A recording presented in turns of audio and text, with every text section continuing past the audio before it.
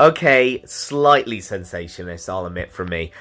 But this is the thing. Lots of crypto influencers yesterday after Trump's speech at Bitcoin 2024 were like, this is so bullish, this is incredible, he's showing how pro Bitcoin he is.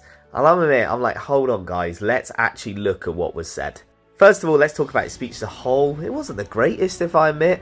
It was basically a campaign speech with little bits about crypto and Bitcoin dipped in. I mean, there was a lot of waffle in there as well. He talked about electricity for ages, for example.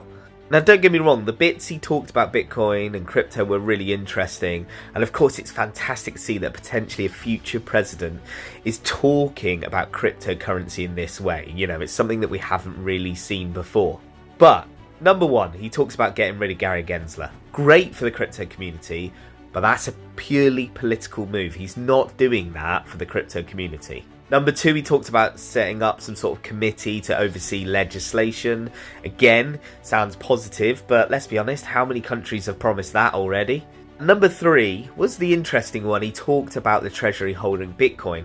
But of course, this is from Bitcoin that they already hold. He just says they're not going to sell it anymore. Contrast that with RFK.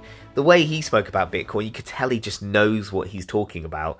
And of course, one of his promises, we're not going to see him as president, I guess, so he could say, oh, well, it's not going to happen. But he talks about buying 500 Bitcoin daily until they reach 4 million Bitcoin. And again, straight after Trump, you had Senator Cynthia Lummis come on. And she, in my opinion, had the most interesting suggestion. Talks about she'd like to introduce a bill, and this is the point I like, to implement a 1 million unit Bitcoin purchase program over a set period of time. Fine, that's similar to RFK, just less Bitcoin, which, by the way, I think is more realistic. But yeah, a total stake of approximately 5% of total Bitcoin supply, mirroring the size and scope of gold reserves held by the United States.